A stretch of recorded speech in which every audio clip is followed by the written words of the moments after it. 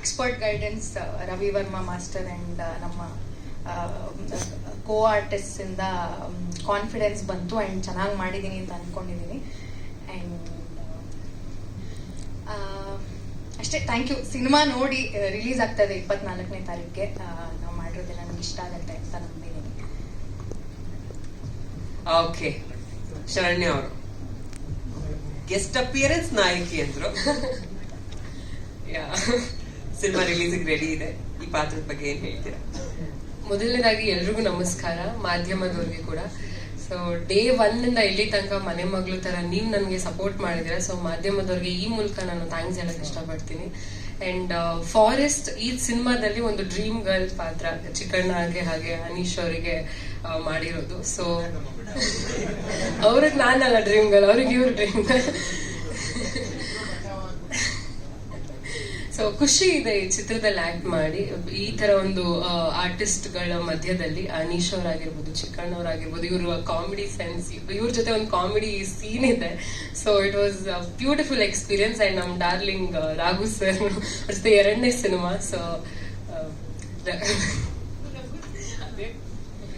So ಅವ್ರ ಜೊತೆ ಇದು 2ನೇ ಸಿನಿಮಾ. ಸೊ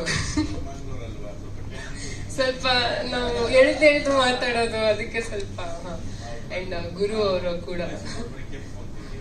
ಕೆಂಪು ನಿಜವಾಗ್ಲು ನಮ್ಮ ರಾಘು ಸರ್, ನಾ ಹಿಂಗೆ ಹೇಳೋದು, ಅದು ರಾಘು ಸ್ಲ್ಯಾಂಗ್ಸ್.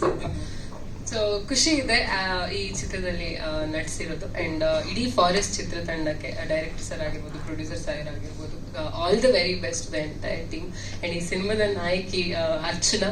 ಸೊ ನನ್ನ ಫ್ರೆಂಡ್, ಇನ್ಫ್ಯಾಕ್ಟ್ ಟ್ರೇಲರ್ ಅಲ್ಲಿ ನೋಡಿದ್ರೆ ಗೊತ್ತಾಗುತ್ತೆ ನಿಮ್ ಹಾರ್ಡ್ ವರ್ಕ್ ಅಂಡ್ ಎಷ್ಟು ಇದು ಮಾಡಿದಿರಾ ಅಂತ. So all the very best you too. So yes, ಅಷ್ಟೇ. ಯಾಗು ಸರ್, ಏನಮ್ಮ ನೀ ಗೌಡ್ರು ನಾನು ನಿಮ್ಗೆ ರಘು ಸಾರವಾಗಿತ್ತು.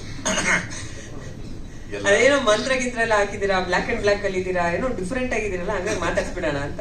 ಹೌದು, ತಲೆಬಂಡೆ ಕಾಣ್ತಿಲ್ವ? ಇದೆಲ್ಲ ತಲೆಬಂಡೆಗಳಿವು ಇವೆಲ್ಲ. ಅಷ್ಟು ಡೀಪ್ ಆಗಿ ನೋಡ್ಲಿಲ್ಲ ಸರ್. ಸೊಳ್ಳೆದು ತಲೆಬಂಡೆ, ಸೊಳ್ಳೆದು. ಯಾರು ಅದೇ ಸರ್ ಇಕ್ಕಿರೋ ನೋಡಿ. ಬಂಡೆನೂ ಇದೆ, ಎಲ್ಲನೂ ಇದೆ ಸರ್. ಬಂಡೆನೂ ಇದೆ, ಎಲ್ಲ ಇದೆ ಸರ್. ಏನೋ ಮಾಡಿದಾರ ನಮ್ಮ ಚಂದ್ರಮೋಹನ್. ಯಾರು ಬಂಡೆನಾ? ಎಲ್ರಿಗೂ ನಮಸ್ಕಾರ ಮತ್ತು ಹೊಸ ವರ್ಷ ಶುಭಾಶಯಗಳು, ಸಂಕ್ರಾಂತಿ ಹಬ್ಬದ ಶುಭಾಶಯಗಳು. ಮೊದಲಿಗೆ ನಮ್ಮ ನಿರ್ಮಾಪಕರಿಗೆ ನಾವು ಚಿತ್ರರಂಗಕ್ಕೆ ಸ್ವಾಗತ ಹೇಳೋಣ. ಇದು ಅವರ ಮೊದಲನೇ ಸಿನಿಮಾ. ಸರ್, ನಿಮಗೆ ಸ್ವಾಗತ.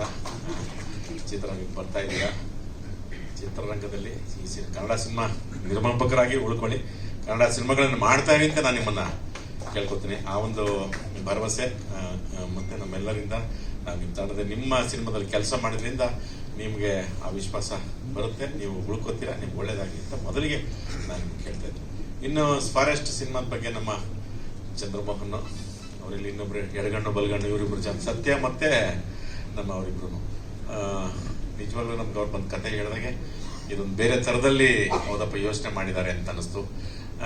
ಆ ಥರದೊಂದು ಕಾಡಿನ ಒಂದು ಒಳ್ಳೆ ಸೇಫ್ ಜಾಗ ಅಂತ ಅನಿಸ್ಬಿಡುತ್ತೆ ನಾಡಿನಲ್ಲಿರೋರ್ಗೆಲ್ಲ. ಕಾಡಲ್ಲಿ ಏನೋ ಬಚ್ಚಿಕಕ್ಕೆ, ಇದು ಕಾಡಿಂದ ಉಳಿಸೋದಲ್ಲ, ಕಾಡಿನ ಅಳಿಸೋದು ಅಲ್ಲ ಕತೆ, ಇದು ಕಾಡಲ್ಲಿ ಬಚ್ಚಿಕಿರೋ ಕತೆ ಇದು. ಅದನ್ನ ನಾವು ಅಮಾಯಕರಪ್ಪ ನಾವೆಲ್ಲ ನೋಡಿ ಹೆಂಗಿದೀವಿ. 4 ಜನ ಗುರು ಇದ್ರಲ್ಲಿ ಸ್ವಲ್ಪ ಚಾಲು ಇದ್ದಾನೆ ಗುರು ಅಲ್ಲ, ಗುರು ಚೆನ್ನಾಗಿದ್ದಾರೆ.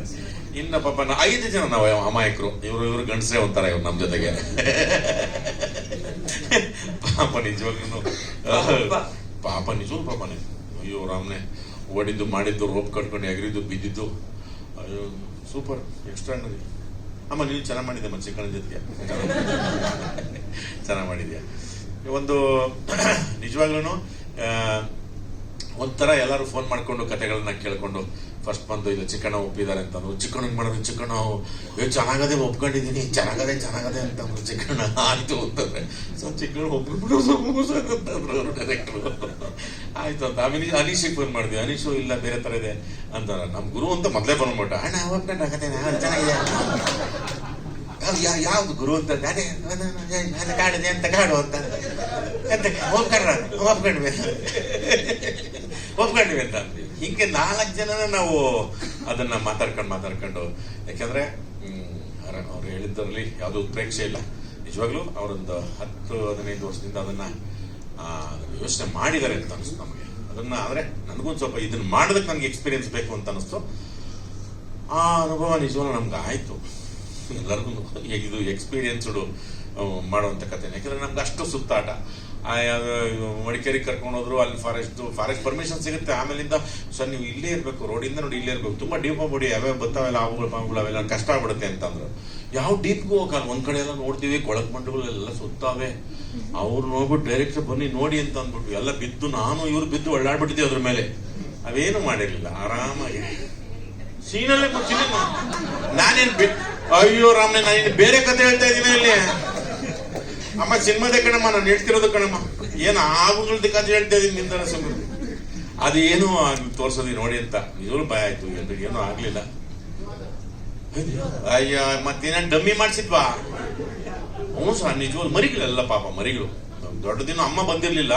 ಬನ್ನಿ ಅಮ್ಮ ಬರೋಷ್ಟು ಗೊಂಡ ಬಿಡೋಣ ಬನ್ನಿ ಅಂತೇಳಿ 3:30ಗೆಲ್ಲ ಖಾಲಿ ಮಾಡ್ಬಿಟ್ರಿ. ಅವ್ರ ಅಮ್ಮ 5:30ಗೆ ಬಂದಿರ್ಬೇಕು. ನಾವು ಬಂದ್ಬಿಟ್ವಿ, 3:30ಗೆಲ್ಲ ಬಂದ್ಬಿಟ್ವಿ. ಪಾಪ ಎಲ್ಲ ಮರಿಗಳು ಇಷ್ಟಿದ್ವು, ಏನು ಯಾವನು ಸಾಯಿಸ್ಲಿಲ್ಲ. ಎಲ್ಲ ಬಂದ್ಬಿಟ್ವಿ ಸೀದಾ ಬನ್ನಿ ಅಂತ. ಅವ್ರ ಅಮ್ಮ ಬರ್ತಾರೆ, ಅಮ್ಮನ ಜೊತೆ ಅಪ್ಪನೂ ಬರ್ತಾರೆ ಅಂದ್ಬಿಟ್ಟು ಬಂದ್ಬಿಟ್ವಿ. ಆ ಥರದಲ್ಲಿ ನಿಜವಾಗ್ಲು ಆಮೇಲಿಂದ ಒಂದು ಸಣ್ಣ ಚೇಳು ನೋಡ್ಲಿಲ್ಲಪ್ಪ. ನಿಜವಾಗ್ಲು ನಾವು ಅಷ್ಟು ಫಾರೆಸ್ಟ್ ಎಲ್ಲ ಮಾಡಿದ್ವಿ ಒಂದು ರೀತಿ ಬೇರೆ ಥರದಲ್ಲಿ. ಆ ಕಾಡಿನ ಅದು ನಿಗೂಡುತ್ತೆ, ಅದರಲ್ಲಿ ಏನು ಆಗುತ್ತೆ, ಏನೇನು ಕಾಡು ಏನೇನು ಬಚ್ಚಿಕೊಂಡಿದೆ. ಆಮೇಲೆ ಕಾಡು ಎಂಥವ್ರಿಗೆ ಅದು ಒಳ್ಳೆಯವ್ರಿಗೂ ಒಳ್ಳೆ ಕಾಡೆ, ಕೆಟ್ಟವ್ರಿಗಂತೂ ಈಗ ತುಂಬಾ ತುಂಬಾ ಅದ್ಭುತ ಕಾಡು. ಕೆಟ್ಟವ್ರಿಗೆ ಏನೆಲ್ಲ ಯಾರಿಗೂ ಸಿಗದಂಗೆ ಮಾಡಕ್ ಬಿಡ್ಬೋದು. ಆ ಥರದ್ದು ಎಲ್ಲ ಏನ್ ಬೇಕಾದ್ರೆ ಮಾಡ್ಬೋದು. ಆ ಥರದೊಂದು ಕುತೂಹಲಕ್ಕೆ ಕರ್ಕೊಂಡು ಹೋಗ್ತಾರೆ ನಮ್ಮನ್ನ. ಅಷ್ಟು ಕೊಳ್ಳೇಗಾಲದಿಂದ ಶುರು ಮಾಡ್ತೀವಿ, ಸುಮಾರು ದಿನ ಕಾಡಲ್ಲಿ ಬದುಕ್ತೀವಿ. ಅದು ಆಮೇಲೆ ಅದು ದಕ್ಲಿಲ್ವಾ, ಪಡ್ಕೋಬೇಕಾ, ಪಡ್ಕೋಬಾರ್ದ, ಅದು ಹೆಂಗೆ